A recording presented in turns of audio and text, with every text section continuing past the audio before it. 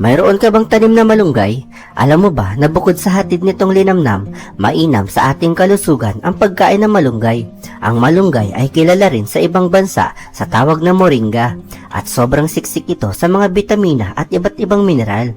Sa katunayan, ang malunggay ay mapapansing nasa logo rin ng Food and Nutrition Research Institute o FNRI dito sa Pilipinas dahil isa ang malunggay o moringa sa pwedeng lumaban sa gutom at malnutrisyon.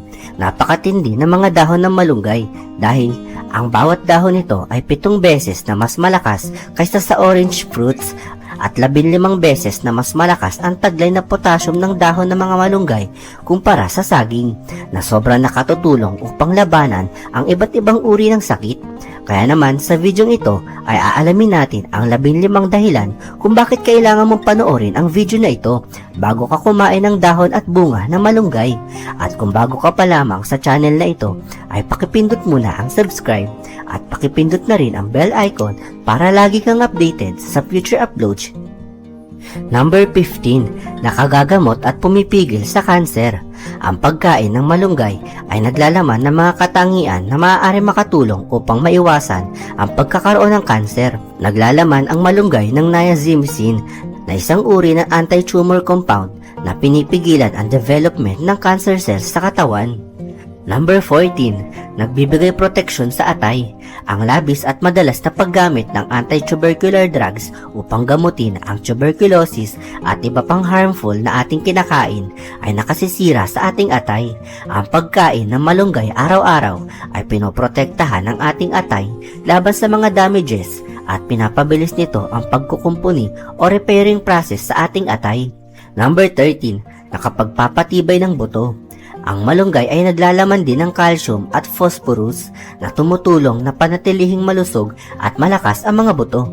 Kasama ng mga anti-inflammatory properties nito, ang moringa extract ay maaari makatulong sa paggamot sa mga kondisyon tulad ng arthritis at maaari rin makapagpagaling ng mga nasirang buto. Number 12. Pumupuksa ng mga bacterial diseases dahil ito sa antibacterial, antifungal at antimicrobial properties na taglay ng malunggay. Kaya naman, kayang labanan ng moringa extracts ang mga impeksyon dulot ng salmonella na nakukuha sa raw at processed foods, rhizopus na mula sa fungi at E. coli na nakukuha sa pag-inom ng mga kontaminadong tubig. Number 11. Nakapagpapadagdag ng gatas ng ina. Ang mga buntis ay nangangailangan ng mga masusustansyang pagkain kaya mas ipinapayo ang pagkain ng malunggay dahil ito ay isang uri ng local food-based nutritional supplements na siyang pumipigil sa pagdevelop ng anemia at mainam ito para sa colostrum ng isang ina upang mapataas ang produksyon ng gatas na kinakailangan ng sanggol. Ang pagkain ng buntis ng malunggay ay pinapalitan o nire-replenish nito ang mga nauubos na nutrients ng isang buntis na ina at ito ay mainam para sa development ng sanggol na nasa sinapupunan.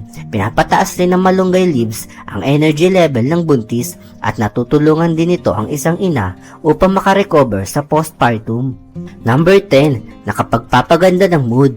Ang malunggay ay maaaring isang antidepressant para sa mga taong dumaranas ng anxiety at depression at ang pagkain ng malunggay araw-araw ay nakatutulong na mapaganda ang ating mood at maiwasan ang pagiging magagalitin dahil ito sa taglay na anti-inflammatory na siyang nagpapaganda ng ating mood upang hindi mauwi sa isang mood disorder. Number 9. Mabilis makapagpagaling ng sugat. Ang pagpahid ng katas mula sa pinigang dahon ng malunggay ay sobrang nakatutulong sa paghilom ng mga sugat at napipigilan din ito ang impeksyon at pagkakaroon ng peklat dahil ito sa mga taglay na phytochemicals at glucosinolates na may taglay na antibacterial. Number 8. Nakapagpapaganda ng kondisyon ng buhok at balat. Ang pagkain ng bunga at buto ng malunggay ay kapaki-pakinabang para sa pagprotekta sa buhok laban sa mga free radicals at pinapanatili nitong malinis at maganda ang pagtubo ng ating mga buhok. Sa katunayan, ang malunggay ay naglalaman din ng protina at ito ay nakatutulong sa pagprotekta sa ating skin cells. Naglalaman din ang malunggay ng hydrating at detoxifying elements para sa healthy skin at buhok. Number 7. Pinoprotektahan ang ating cardiovascular system. Napakatindi ng antioxidant na matatagpuan sa malunggay extract dahil maaari makatulong na maiwasan ang pinsala sa ating puso at napag-alaman rin na kaya nitong panatilihing malusog at maayos ang paggana ng ating puso. Number 6, nakagagamot ng asthma. Maaari makatulong ang malunggay leaves na mabawasan ang matinding pag-atake ng hika at protektahan tayo nito laban sa bronchial constriction. Ito rin ay napag-alaman para makatulong sa good function ng respiratory system at maginhawang paghinga. Number 5, nakapagpapagaling ng sakit ng tiyan. Ang pag-inom ng pinakuloang dahon ng malunggay ay maaari makatulong sa paggamot sa sakit ng tiyan tulad ng constipation, gastritis at ulcerative colitis. Ang mga antibiotic at antibacterial na taglay ng malunggay ay maaari makatulong na pigilan ang paglaki ng iba't ibang pathogen. At rich in vitamin B ang malunggay at ito ay nakatutulong para sa panunaw ng ating mga kinain. Number 4, nakababawas ng high blood pressure. Ang malunggay ay naglalaman ng isothiocyanate at niacinamide. Ito ay mga compound na tumutulong upang pigilan na kumapal ang ating mga ugat, upang magkaroon ng maayos na daloy ng dugo at mapigilan ang pagtaas ng presyon sa dugo. Number 3, nakapagpapalinaw ng mata. Ang malunggay ay naglalaman ng mga katangian na nagpapalinaw ng paningin at salamat sa mataas na antas ng antioxidants nito, maaaring ihinto ng malunggay ang pagluwang ng mga retinal vessel at pinipigilan ang pagkapal ng mga capillary membrane at pinipigilan din ito ang retinal dysfunction upang magkaroon tayo ng patuloy na malinaw na paningin. Number 2, pumipigil sa pagkakaroon ng bato sa kidney. Ang mga tao na madalas kumain ng malunggay ay may mababang tsansa na magkaroon ng mga bato sa kidney, pantog o matris. Ang malunggay ay naglalaman ng mataas na antas ng mga antioxidants na maaari makatulong sa mga tao na nahihirapan sa sakit sa bato. Number 1, nakagagamot ng diabetes. Nakatutulong ang malunggay na mabawasan ang dami ng glucose sa dugo. Gayon din ang asukal at protina sa ihi o urine. Inaayos nito ang antas ng hemoglobin at overall protein content sa mga nasuring tao na madalas kumain ng malunggay.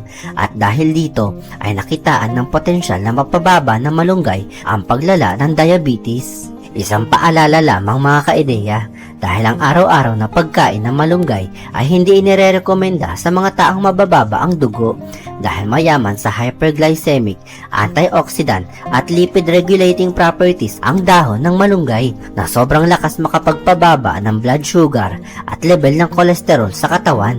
Ang mga taong mabababa ang dugo at mahilig kumain ng malunggay ay maaaring makaranas ng pananakit ng tiyan, diarrhea at heartburn. Ipinapayo ng mga doktor at eksperto na kumonsulta muna sa mga espesyalista kung anong nararapat sa ating sakit. Isang episode na naman ang natapos sa linggong ito at hangad kong nabigyan kita ng mga ideya makabuluhan. Kaya huwag kalimutang pindutin ang subscribe at pakipindot na rin ang bell icon para wala kang mamiss sa mga bago kong upload na video.